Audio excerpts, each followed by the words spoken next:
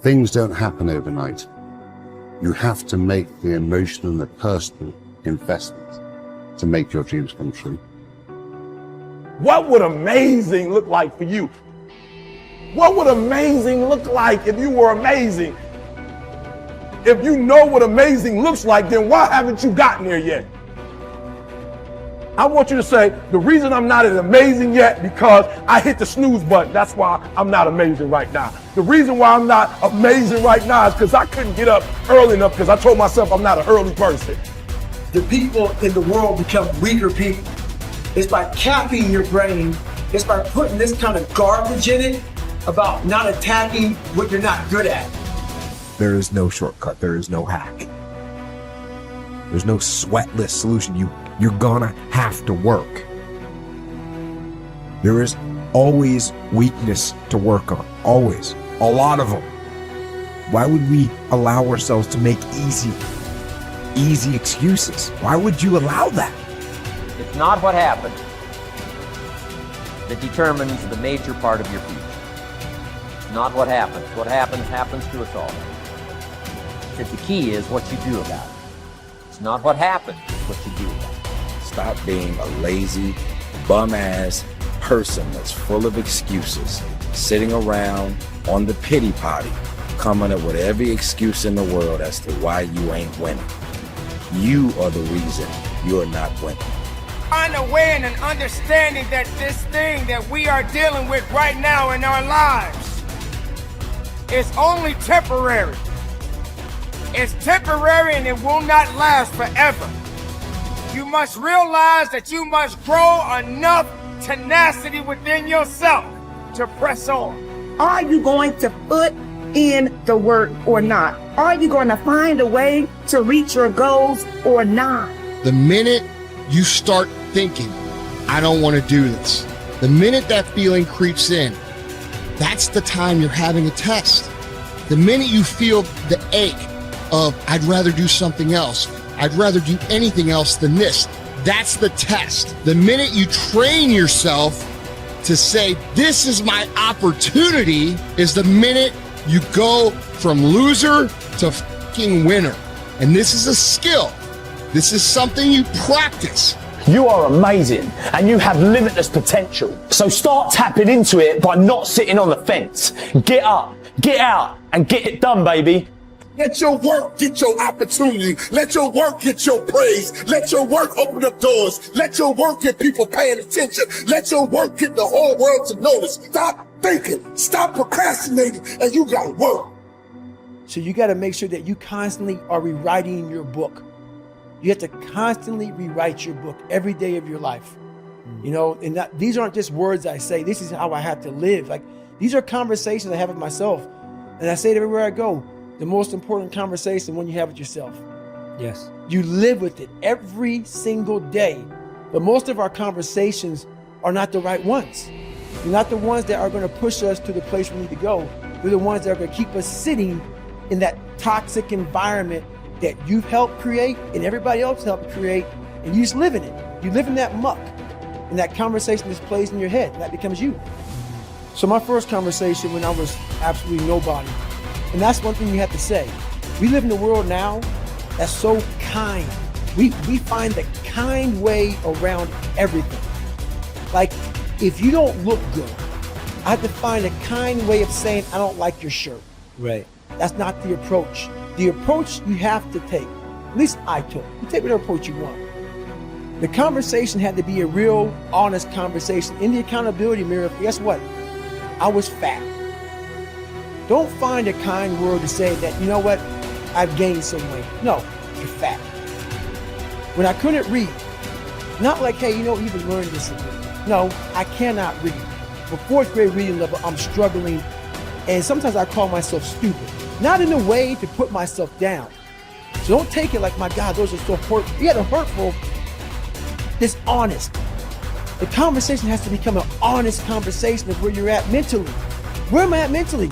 I look like I feel like I'm falling behind in school. I'm lazy. My house is a mess. You have to look at what it is and call it what it is. Don't find words to make yourself feel better, because that's what So we hang around people that make us feel better, that tell us what we want to hear, not what we need to hear. And so we stay away from those people. And we stay away from those people, like our internal dialogue becomes that kind, it's okay, it's not okay. So that's where it starts. It starts with that accountability of it's not okay anymore. This can no longer be okay. And calling yourself out for exactly what you are and exactly how you need to fix it. That's where it starts. Take full responsibility for your life.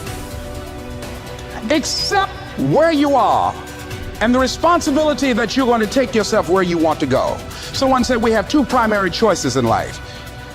We can either accept conditions as they exist, or we can take the responsibility to change them. See, a lot of people want to exempt themselves from taking responsibility. All they want to do is talk about the problem. Every time you see them, they'll tell you their story over and over and over and over again. No. You want to take responsibility for your life. I got me here, I can get me out of this. And I'm getting out. I'm not going to be a volunteer victim. George Bernard Shaw said there are two kinds of people in life. You know, he said those that make things happen, those that watch things happen, and those that don't know what happened. And he said the people that get along in this life look around for the circumstances that they want, and if they can't find them, they make them. They create them. So part of beginning to get unstuck, you've got to decide that the behavior pattern that you have adopted doesn't work for you. You've got to change your strategies, and changing your strategy means reinventing your life. Recreating you, and you have the power to do that. You can decide that you're going to change, that you're not going to be a wimp.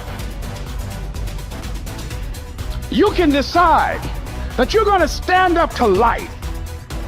You can decide that I'm going to live each day as if it were my last. You have the power to make that decision. You can decide I'm going to work on myself and develop myself. I'm going to empower me. And all of these things that are happening to me right now, they're just temporary inconveniences. They're not stronger than I am. I'm in charge here.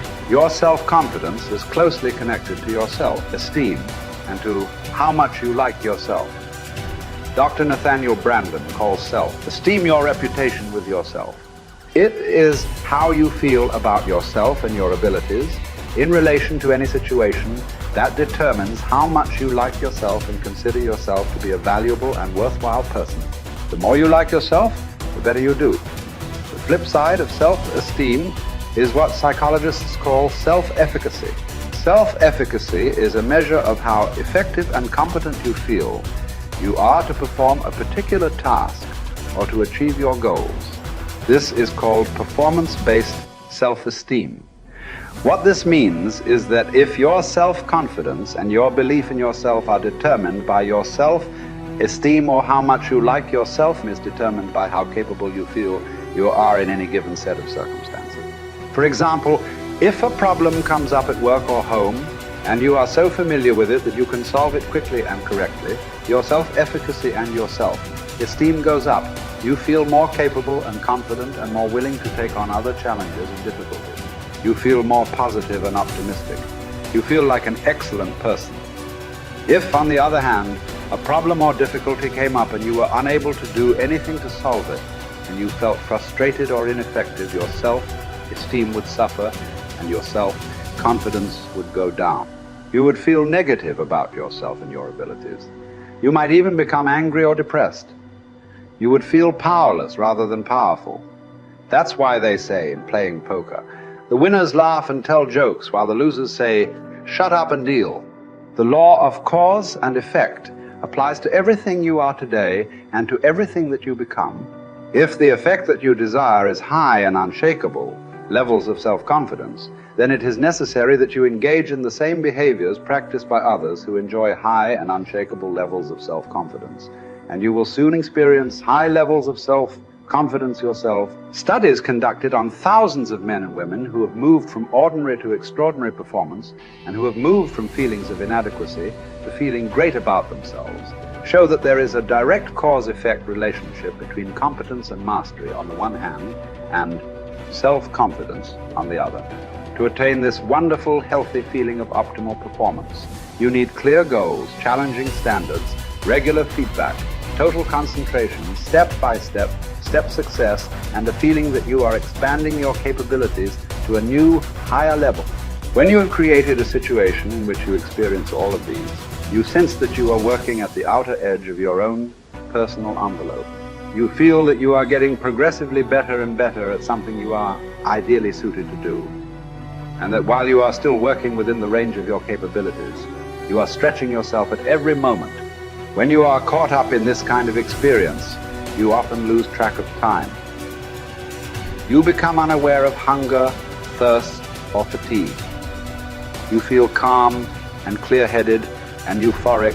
Tests show when you are in this state of flow, your brain releases endorphins, nature's happy drug, which causes you to feel happy and energized. Often, while you are in this state, the rest of the world seems to slow down.